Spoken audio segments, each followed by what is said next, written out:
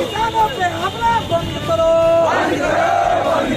जगह जुदा की सरकार नहीं चलेगी, नहीं चलेगी, नहीं चलेगी, जगह जुदा की सरकार नहीं चलेगी, नहीं चलेगी, जान दो पंजाब को, जान दो पंजाब को, वोट हमारा राज तुम्हारा नहीं चलेगा।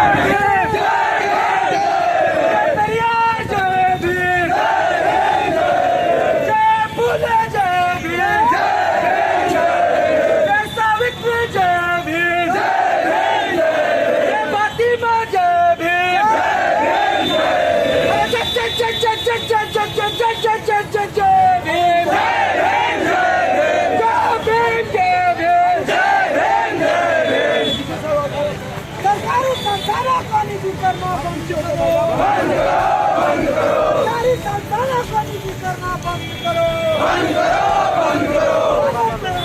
बंद करो, किसानों पे हमला बंद करो,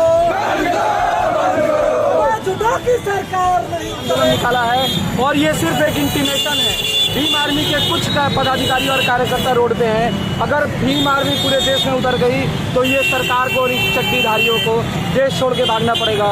और वो भी जो विपक्ष में बैठे हुए हैं वो सिर्फ राजनीति और चुनाव के टाइम पे आते हैं और लोगों का दर्द नहीं समझते हैं। उनको भी सबक सिखाने का काम करेगी भीम आर्मी या समाज पार्टी। भीम आर्मी एक ऐसा विकल्प तैयार करेगी जो युवाओं को, किसानों को और मजदूरों को उठा के नेतृत्व देगी हाथ में। और इसी तरीके का आंदोलन लगातार किया जाएगा। और आप सभी भाइयों का शुक्रिया जो जिन्होंने हमारा साथ दिया, हमारे साथ जुड़े रहे और हमारी बातों को ज़्यादा से ज़्यादा लोगों तक पहुँचाने का काम कर रहे हैं आप लोग। आप सभी का बहुत बहुत धन्यवाद। जय भीम। ये तमाम सारी सरकारी संस्थाओं को जो निजीकरण कर रही है उसके खिलाफ हम लोग हैं। किसानों पे हमला कर रही है, छात्रों पे हमला कर रही है और किसानों के विरोध में जो ये बिल लाई है उसके खिलाफ हम। आप लोगों की मांगे क्या रहेगी? हमारी मांगे ये है कि इस देश को कम से कम अमन चैन से जीने दीजिए। किसानों को अगर आप इस देश में जवानों को उपाधि दी जाती है तो कम से कम उनका सम्मान भी होना चाहिए। और इस देश की जो सरकारी संपत्ति है उसको अगर बेच करके आप बोल रहे हैं कि मैं देश को नहीं बेचूंगा, ये नहीं चलने वाली। भीम आर्मी इसको हरगिज नहीं होने देगी। और रेल से लेकर के तमाम सारी रेल हुआ, एयरपोर्ट हुआ, आपको प्लेटफॉर्म हुआ, तमाम सारी चीज़ देख ली है। और हमारे इस देश में जो निजीकरण के खिलाफ जो है बहुत राष्ट्रव्यापी आज आंदोलन है और निजी क्षेत्र में हमें आरक्षण नहीं है। तो हमें नहीं लगता है कि इस देश में सफलता और भाईचारा कायम हो पाएगा। इसके लिए चाहे जो भी आंदोलन करना होगा हम लोग करेंगे। आज रोज पूछ रहे हैं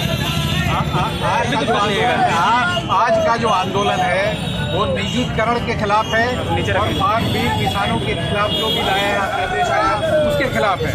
ये जो रोल अटैक करना चाहते हैं ये बिल्कुल वही एक्ट है जो अंग्रेजों ने इसको लागू किया था और किसानों को बंधुआ मजदूर बना दिया था।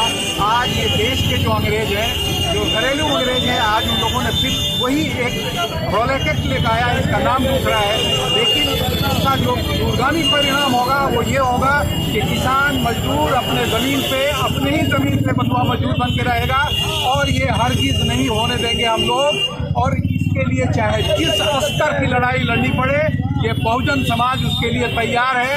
चाहे इसके लिए जो कुर्बानी देना पड़े सब आदमी तैयार है, देगा, नहीं होने देगा। ये बात सरकार के पास बिल्कुल सही तरीके से पहुंच जाना चाहिए और सरकार को होश में आना चाहिए।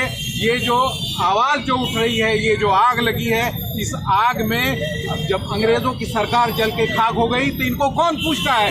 जब पहले के लोग थे जो पैदल मजदूर थे, जो लोग किसान थे, जो हाथों में लाठियां लेके अंग्रेजों को मार के इस देश से भगाया।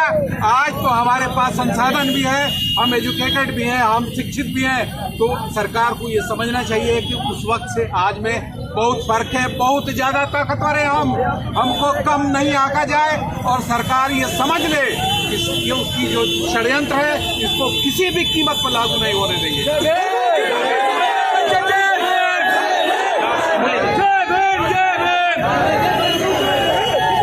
सीधा ये समझना है कि निजीकरण के खिलाफ है हम लोग।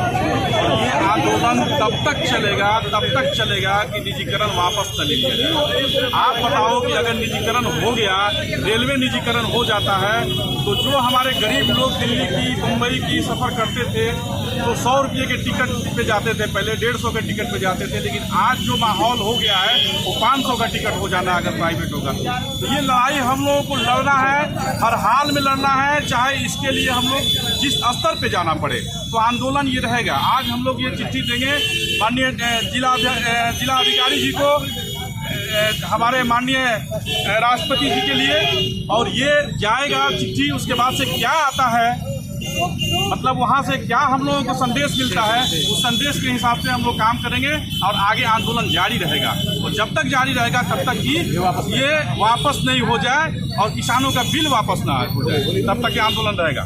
हमारा आज के आंदोलन है, फिर भी हम भी आगे बढ़ेंगे। सरकार के खिलाफ है हमारा। सरकार निजीकरण क्यों कर रही है? चलिए आप स्कूल से लेकर ट्रेन सारा निजीकरण क्यों कर रही है? सारा हवाई अड्डा बिका जा रहा है, सारा क्यों? वोट हमारे राजकुमार कैसे चलेंगे? वोट हम देंगे तुम बैठाए, तुम किस जगह? सरकार से यही मांग है, सबसे बड़ी मांग तो है निजीकरण के खिलाफ। ये बेतुका कानून बनाया गया है। हमें नहीं लगता कि ये कोई जैसे अंग्रेजों के ज़माने से कम है। अंग्रेज भी उसी तरह आए हुए थे और आकर के बिजनेस किए और सबको प्राइवेटकरण किए और यहाँ पे हुकूमत की। अभी वही हाल हो रहा है कि हमारा देश फिर से आज़ादी गुलाम होने जा रहा है। उसका वजह ये है कि पहले तो लोग बाहर से आए थे तो हम लोग को गुलाम बना गए, लेकिन आज का जो माहौल है हमारे भारत में ही रह करके हमें गुलाम बनाया जा रहा है। अभी तो हमारे भारत के ही वो बिजनेसमैन है जिससे बेचा जा रहा है, निजीकरण किया जा रहा है, ये हम लोग नहीं बर्दाश्त करेंगे। अभी आपका क्या मांग होगा? जिलाधिकारी को ज्ञापन देंगे, क्या कुछ आपका कार्यक्रम? जिलाधिकारी को हम लोग ज्ञापन देंगे निजीकरण के खिलाफ। निजीकरण किसी सूरत में नहीं चलेगी। ये ज्ञापन माननीय राष्ट्रपति के लिए है, ये ज्ञापन उन्हें भेजना है। और आगे हम लोग अगर एक वक्त मिलेगा, अगर कुछ नहीं होता है तो हम लोग पूरे देश में हम लोग आंदोलन करेंगे। बात